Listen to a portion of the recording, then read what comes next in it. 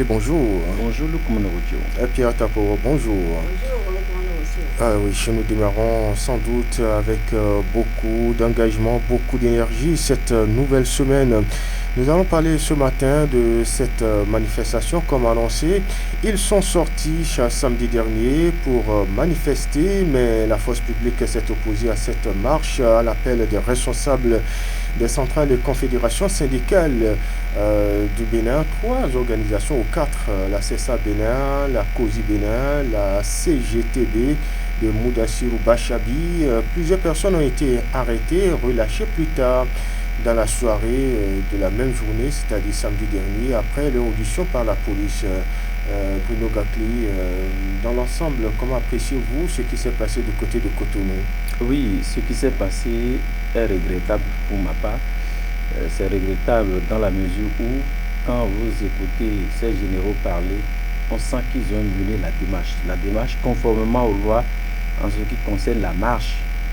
Et vous savez, moi je l'ai toujours dit, chaque corps a son syndicat. Si vous êtes dans une structure ou dans un secteur donné, vous n'avez pas de syndicat, qui va revendiquer à votre place? Même la police qui a agi, j'ai écouté une élément sonore où une dame disait: je ne condamne pas la police, mais eux autres, ils ne font que jouer leur rôle, parce que dans ce corps, c'est exécution après réclamation. Même si c'est dans votre maison, vous devez exécuter avant de réclamer. Pourquoi je l'ai fait?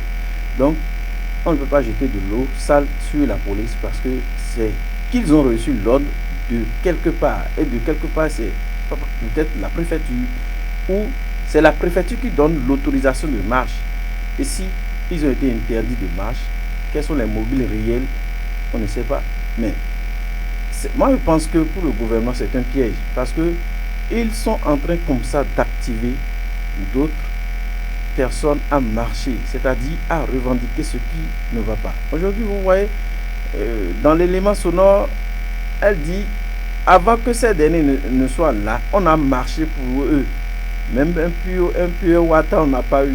Donc ça voudra dire que hier, ceux qui refusent qu'on marche ont marché. On a connu le mercredi rouge. Ils ont marché, mais aujourd'hui, ils refusent qu'on marche. Donc, ça voudra dire que la marche, d'une part, apporte un plus. La marche, d'une part, est faite très souvent pour attirer l'attention des autorités sur un fait donné.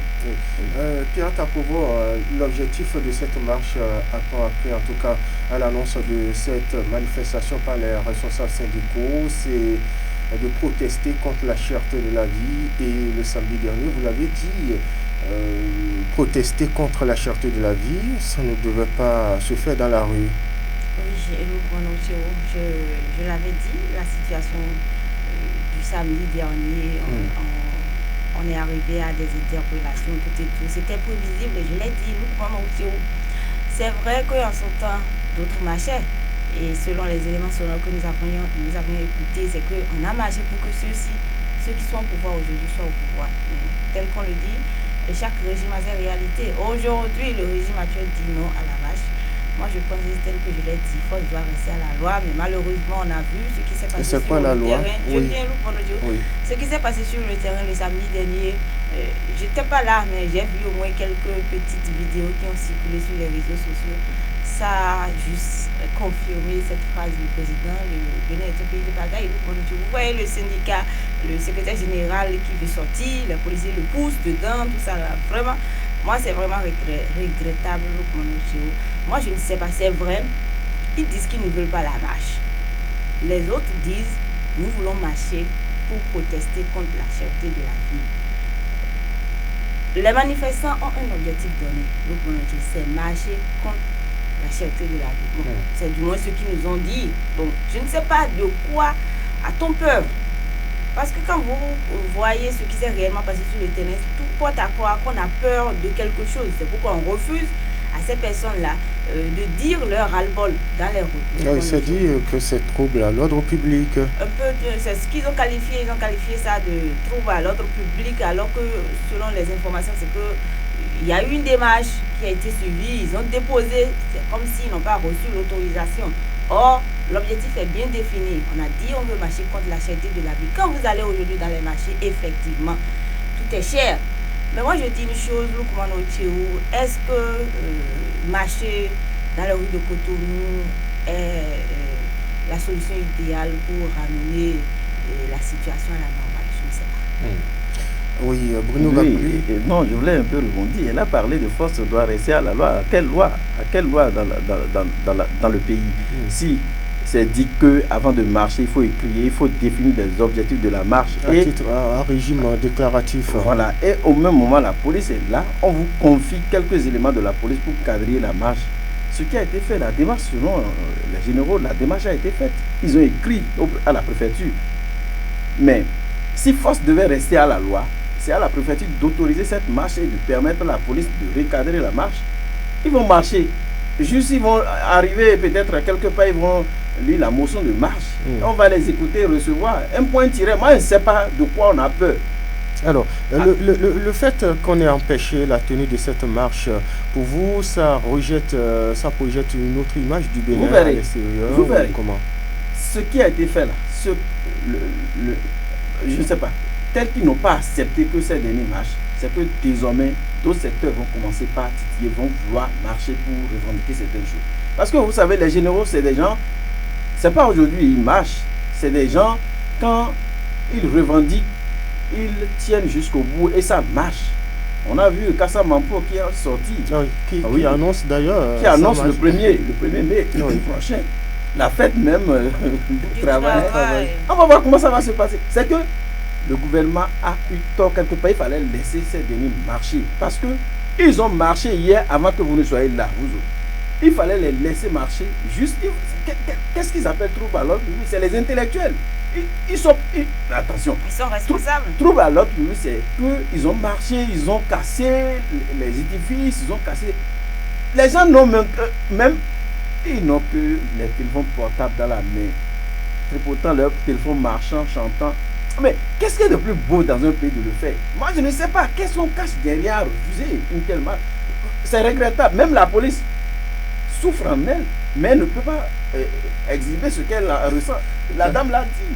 Quelqu'un disait que la vraie sorcellerie, c'est quand vous êtes policier, que vous refusez à un manifestant de protester contre la cherté de la vie, et quand vous rentrez à la maison, madame vous dit il n'y a plus de farine et vous vous fâchez, vous énervez.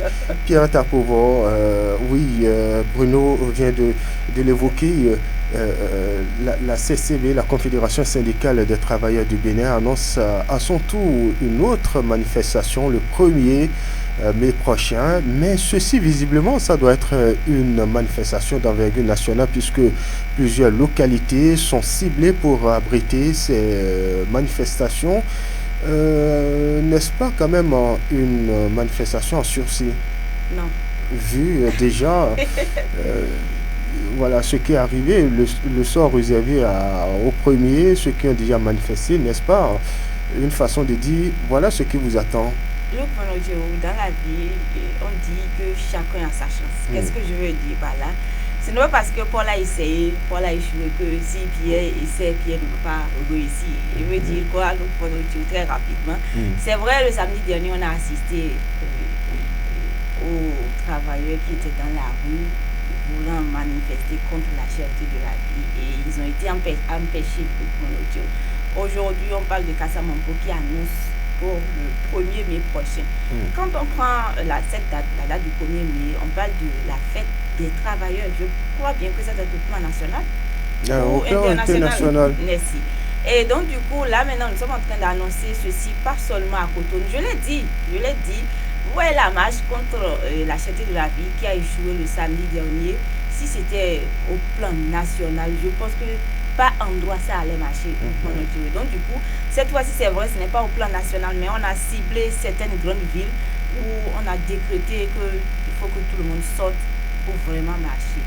Cette fois-ci, aussi les policiers ou je ne sais pas, le gouvernement ou le régime actuel a empêché les gens de marcher le samedi dernier. Je pense que pour ce qui est dans 2 jours, je pense bien le mercredi prochain, c'est de leur droit. On parle de la journée internationale du travail. Ce sont les travailleurs. pour mettre un cachet spécial sur cette journée, ils ont décidé de sortir de marché. Et après tout, c'est des responsables.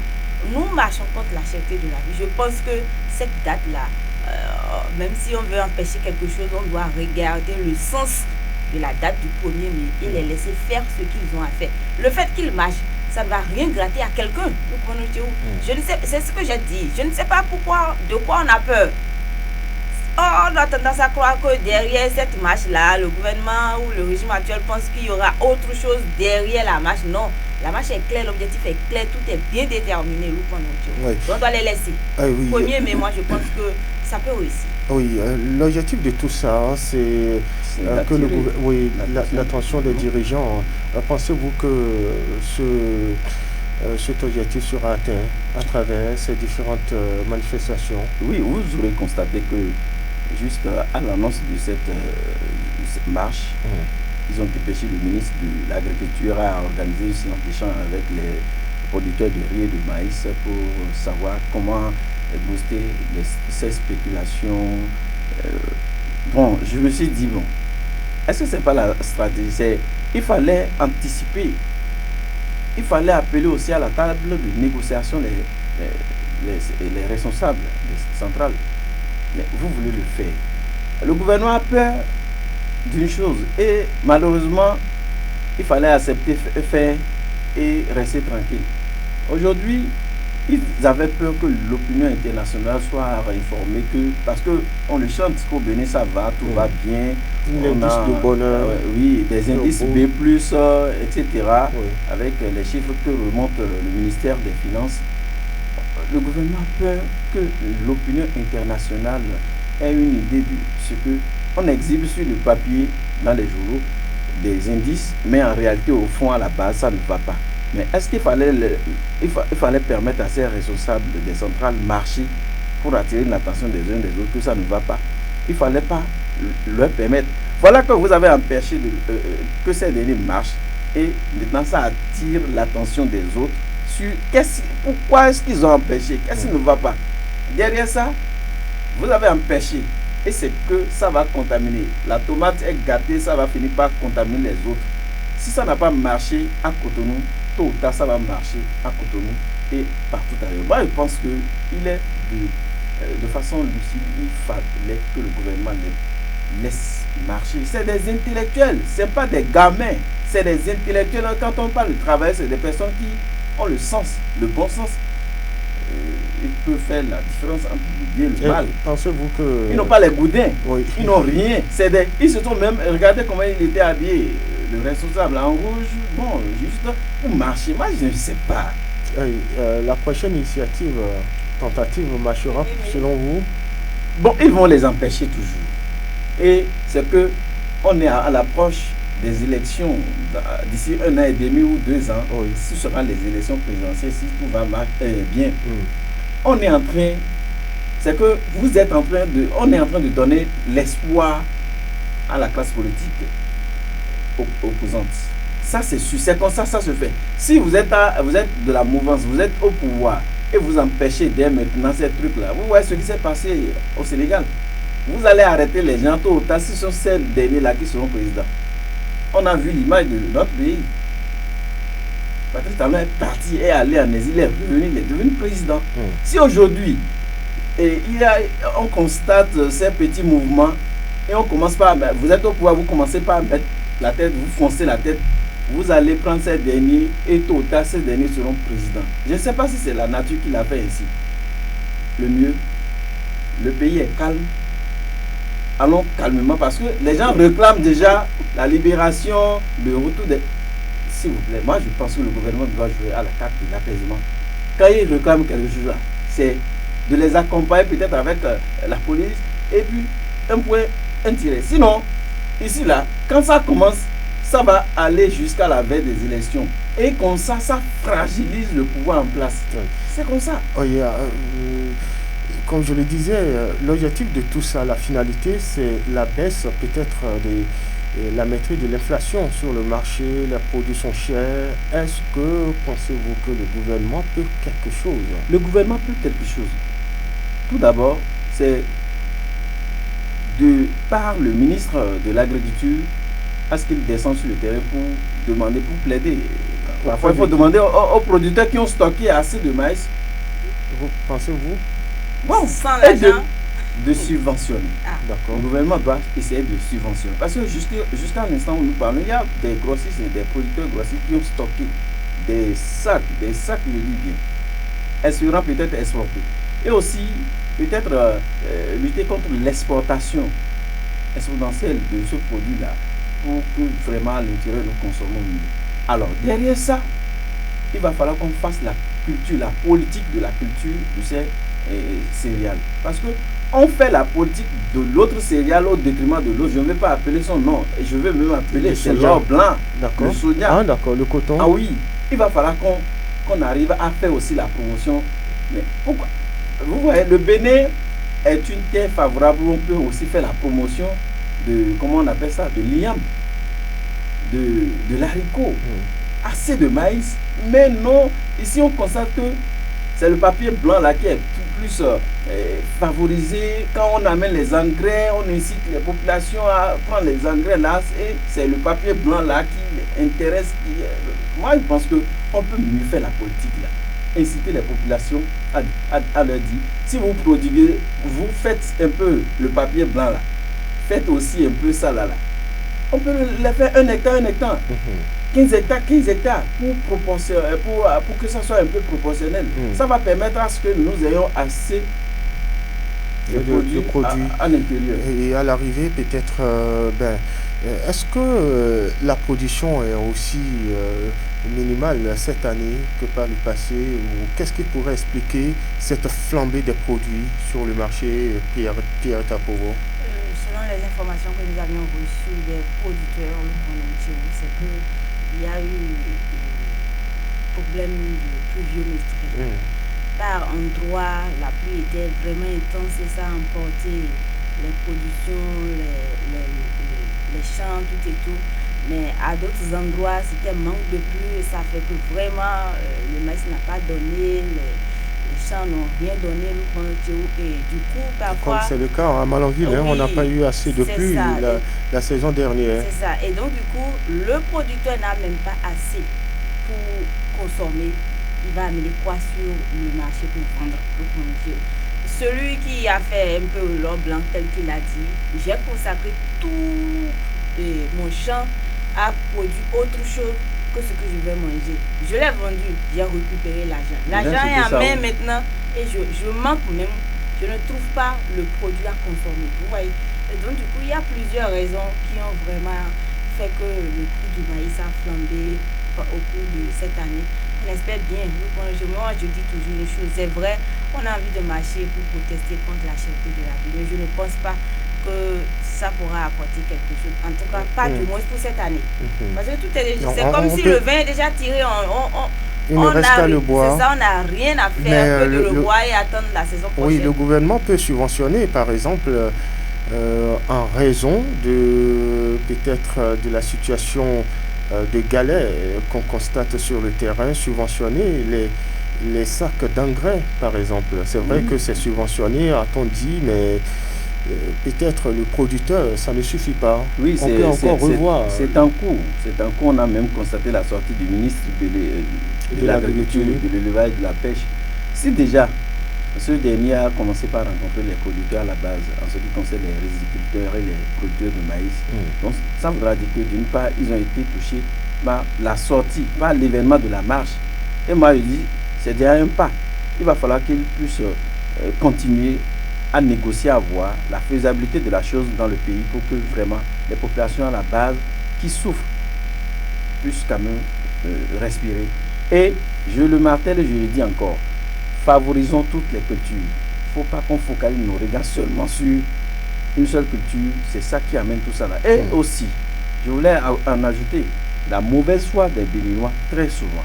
Lorsqu'on a beaucoup produit, on veut stocker, on veut faire mal parce qu'on veut faire beaucoup d'économies, on stocke. Parfois même on ne veut même pas manger pour soi-même. On espère, on est à l'écoute pour savoir si ça a augmenté. C'est la mauvaise foi du Béninois. Le Béninois, c'est ce qu'il aime. Aujourd'hui, les gens sont abandonnés les cultures pour fait acajou, les gens, il y a beaucoup de choses, c'est pas bon. Il va falloir qu'on favorise toutes les cultures et c'est très important. Et aussi limiter l'exportation abusive de ces produits. Oui, on voit combien de fois ça s'exporte comme on veut, alors qu'au plan local, à la base, on n'a pas ce produit. Vous avez l'argent, vous êtes producteur, vous avez fait autre culture. Mais au moins important, vous êtes incapable d'acheter ce que vous pouvez faire. C'est malheureux et c'est dommage. On va découvrir à présent la une des journaux, les canards parus parvenant à notre rédaction et c'est Dynamisme Info de Parfait Boko qui s'installe en premier. Mouvement de protestation des travailleurs contre la vie chère. Daniel Eda soulagé par la libération de toutes les personnes arrêtées. Marche contre la vie chère et les arrestations arbitraires. La CSTB sort son kata. Le 1er mai prochain, annonce le journal qui parle également de Anselme Moussou à une réunion des travailleurs hier. La marche aura lieu dans les meilleurs délais, déclare-t-il, et cité en une par le Canal. Qui s'en va et puis chez le Télégramme s'installe et se colle au colloque sur le code électoral du Bénin. L'Église catholique relève que le code porte des germes de tension politique et sociale. Ce que Wilfred Léandre Ngwedi reproche à la démarche de l'Église à découvrir dans les colonnes du quotidien, notamment à la page 3 du journal. Marche contre la cherté de la vie au Bénin, libération des 27 manifestants arrêtés. La marche reprogrammée, un meeting prévu pour ce mercredi, nous rapporte ce matin le journal. Le Télégramme qui s'en va et puis chez la nouvelle génération s'installe.